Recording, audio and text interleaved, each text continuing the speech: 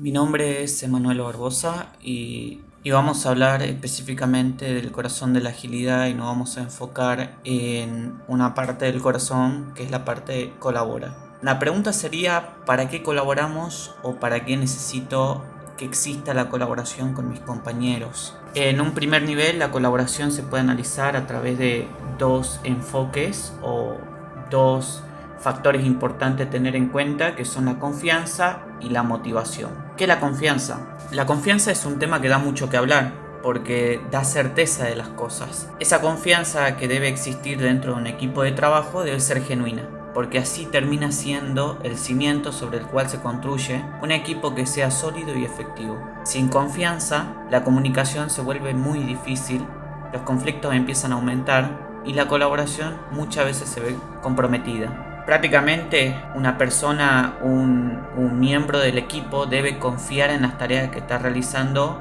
mi compañero, en aquellas que va a terminar o en todo caso buscar alguna forma de ayudar. Por otro lado, un equipo confiable puede superar obstáculos, resolver problemas de forma más rápida y alcanzar metas de manera más efectiva. Es por ello que la confianza es muy importante en un equipo de trabajo. Todos los miembros deben confiar entre sí.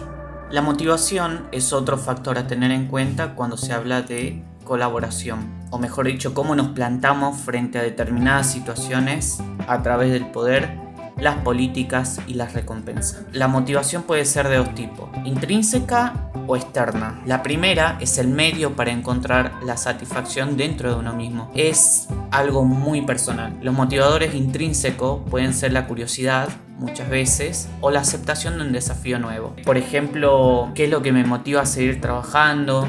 Capaz que es mi familia, capaz que es ganar algún tipo de experiencia. Por ejemplo, soy programador y me gustaría saber algunas cositas de tester, algunas herramientas, algunas técnicas, el conocimiento, o muchas veces el reconocimiento que tiene una empresa también. Y otra pregunta que nos tenemos que hacer: ¿estoy creciendo profesionalmente? Eso es muy importante. Y la otra es externa, que es el conjunto de acciones que llevan a cabo para conseguir una recompensa externa. De alguna manera busca la validación personal, pero por parte de un tercero. Por ejemplo, un jefe, un líder o un compañero. Por ejemplo, muchas veces nos podemos preguntar qué valor aporto yo dentro de la empresa. ¿Estoy haciendo bien mi trabajo?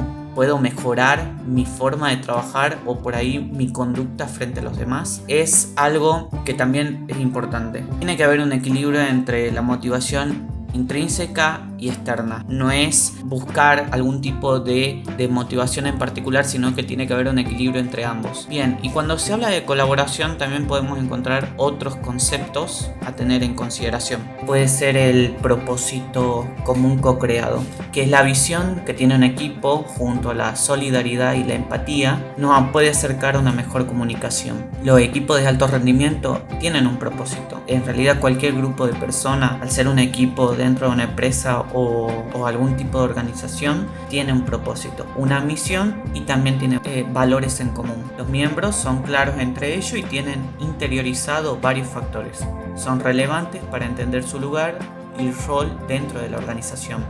Además, guían sus interacciones cotidianas de forma simple, con cuestiones concretas, sin divagar en sus posiciones. O sea, tener un objetivo es bastante importante y que sea ese objetivo claro y concreto. Otro factor a tener en consideración cuando se habla de la colaboración es el espacio común y equipos multidisciplinarios. Es clave tener un espacio en común para una buena autoorganización. Literalmente lo podemos observar en diferentes lugares, que pueden ser drives, herramientas colaborativas, participación de reuniones, algún espacio en común como una oficina físicamente, entre otras. De alguna manera cada integrante se siente parte de un todo. En realidad se da muchas veces de forma natural. Por ejemplo, un tester necesita de un programador necesita de un líder, un tester necesita de un analista.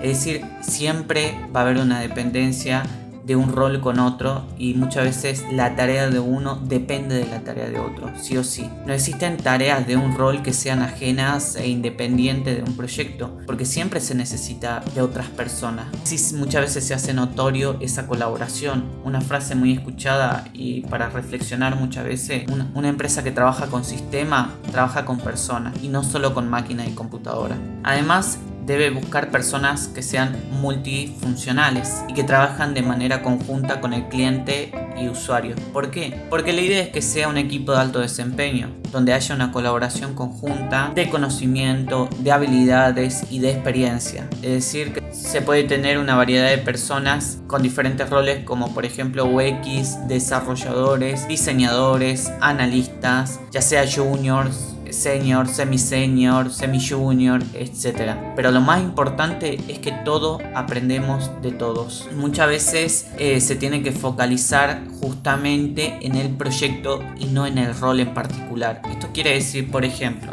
en una situación, por ejemplo, donde el proyecto se ve afectado por un cuello de botella en un tablero Kanban, por ejemplo en la columna de test, en ese caso el rol de programador muchas veces puede haber una ayuda a un tester. Las pruebas se ven muy afectadas y prácticamente no está fluyendo y se ve arriesgado el proyecto justamente porque se está retrasando el trabajo de una columna y no el trabajo de un rol en particular. Entonces, en ese caso, un programador puede ayudar al tester realizando pruebas. Otro factor a tener en cuenta es el foco. El foco está muy relacionado al propósito o al objetivo en común que el equipo se puso en concreto. Prácticamente decimos qué vamos a hacer ahora como equipo. Y la idea es generar y desarrollar un producto con mejores versiones de las ideas previstas que se tuvo al principio, de forma conjunta, entendiendo que puede haber varios cambios. También es uno de los valores de Scrum, donde el equipo se enfoca en el trabajo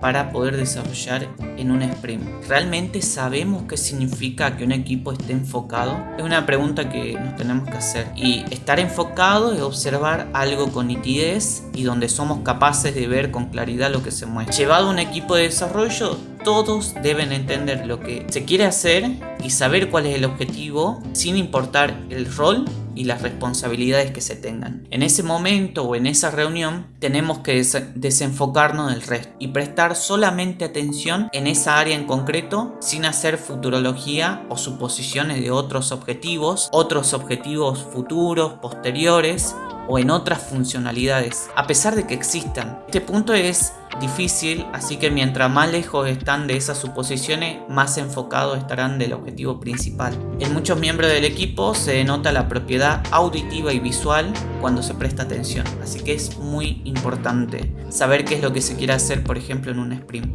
Entender la vulnerabilidad es otro factor a tener en consideración. Aunque no creas, la vulnerabilidad hace fuerte un equipo y es algo que no se habla en las empresas y que no están acostumbrados a hablar. Es más, se habla de que un equipo tiene que ser comprensivo, comunicativo, fuerte y multifuncional, y la vulnerabilidad no es algo que se preste atención. Un equipo es vulnerable cuando tiene senior y junior con variedad de habilidades, variedad de capacidades, de conocimiento, de habilidades. Pero esto no es malo, se da en cualquier equipo y en cualquier empresa y en cualquier organización, porque justamente es algo que hace único dentro de un equipo y dentro de él mismo. No tener la necesidad justamente de llevar las máscaras. La idea aquí para mejorar la colaboración es eliminar todo tipo de barreras mentales y tradicionales, porque muchas veces se piensa que tener a una persona junior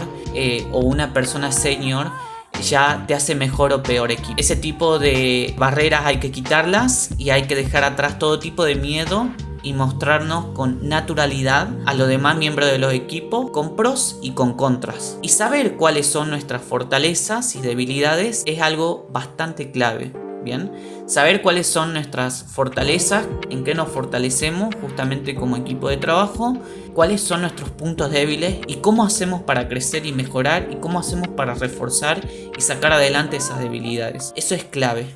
Ofrecer y pedir ayuda es otro factor que muchos miembros de los equipos tampoco están acostumbrados a hablar, y acá es justamente donde se abre la invitación a trabajar en equipo, bien, ofreciendo ayuda y pidiendo ayuda. Muchas veces pedir ayuda supone que somos incapaces en algo, donde posiblemente debemos ser ayudados por alguien que no nos agrada, debemos su favor posiblemente a alguien, entre otras. Pensar justamente a la ayuda en ese sentido desde la negatividad nos puede favorecer. Necesitar ayuda es una necesidad que se tiene en cualquier lado. Pedirla es un acto de valentía y dar ayuda es un acto de saber. Cuando trabajamos en equipo es muy necesario pensar en generar justamente una sinergia, donde se promueve que los miembros del equipo se relacionen justamente desde las fortalezas individuales y abordar las debilidades con estas mismas. Entonces se debe entender que no es tan mal y que no es malo pedir ayuda y no es malo dar ayuda a otros. Otro factor a tener en consideración es el liderazgo emergente. Y se da en aquellas personas que son capaces de ir del ground, es decir, me ayudo e impulso a otros a crecer porque es parte de las metas, al flow. Es decir, una vez que las personas se conocen, contribuyen a elegir las herramientas para crecer, pero fluyendo con mayor bienestar y autogestión. Los miembros que adoptan este tipo de liderazgo aceptan que su experiencia especializada es limitada. O sea, saben que existen más cosas que no se saben, ¿bien? Y en muchos casos son obsoletas. Están abiertos a aprender algún tipo de tecnología, técnica, herramienta, a saber más cuestiones capaz de agilidad, algún tipo de lenguaje de programación. Se realiza un balance entre lo que ya se sabe y lo que se puede aprender. Se puede aprender de una nueva área, se puede aprender por ejemplo de análisis, quiero aprender de pruebas, quiero saber más de diseño, me gustaría saber de algún tipo de configuración que va a ser necesario a futuro y que puede ayudar al equipo, alguna forma de trabajar estaría bueno implementar, código, etcétera.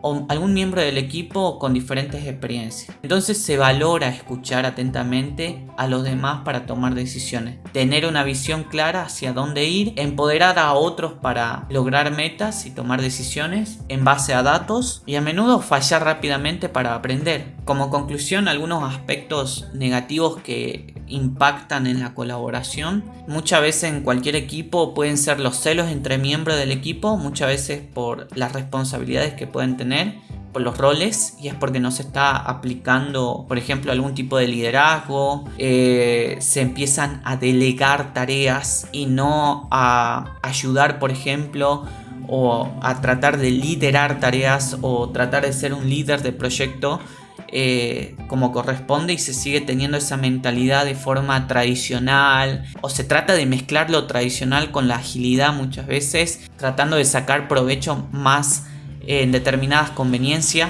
Pueden haber barreras idiomáticas donde se tiene un lenguaje a nivel de negocio y otro a nivel de código.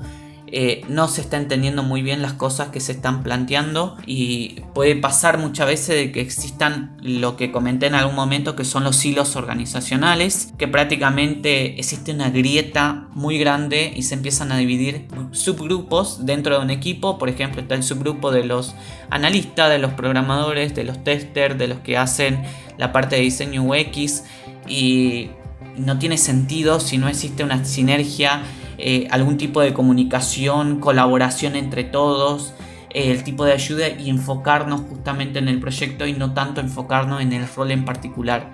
Por eso se requiere de gran valentía, de coraje y más que nada de colaboración y comunicación. El otro tema a tener en consideración puede ser la mala comunicación, donde muchas veces no se entiende lo que se solicita. Escribimos tareas por escribir y porque prácticamente me pidieron escribir una tarea porque me la solicitaron, porque me solicitó el cliente, pero no hago que mi equipo entienda qué es lo que se está pidiendo, lo que yo estoy entendiendo. Entonces ahí no se está entendiendo bien lo que se quiere hacer. Bien, estoy haciendo mi tarea porque me dijeron que la tengo que hacer, no porque estoy generando una colaboración con el equipo o tratando de dar mi aporte al equipo de alguna manera. La comunicación es clave. La desconfianza en dar aporte y pedir a otros puntos de vista, generando de alguna manera miedo, prejuicio y desmotivación. Suele pasar de que no termina siendo un área laboral o un equipo de trabajo, una zona de confianza donde prácticamente no puedo decir mi punto de vista porque siempre tengo miedo a que me lleguen a criticar. El individualismo desde un miembro piensa en el trabajo de uno mismo y prácticamente no en el de los demás, que es justamente abocado a lo que mencioné anteriormente. Nos estamos fijando en el trabajo que estoy haciendo y no en el proyecto. No estoy ayudando, estoy haciendo mi trabajo porque me pagan o algo así nada más. Competencia vista desde el ego cuando se da en personas que ponen palos en la rueda a otros compañeros para lograr algún tipo de meta. Es algo malo muchas veces también, que no debería existir. La falta de liderazgo, donde se confunde tener autoritarismo con poder y se confunde con la parte esto de liderazgo. No es mandar a hacer tareas, eso no es liderazgo. La colaboración abre la invitación a trabajar con otros, a ofrecer ayuda y pedir ayuda. Y esto da lugar a la multifuncionalidad en equipos ágiles. Entre más interacciones tengan los miembros, mejor es la comunicación y se puede crear mejores cosas en conjunto. En fin, una mejor colaboración muchas veces se da en la visibilidad del trabajo.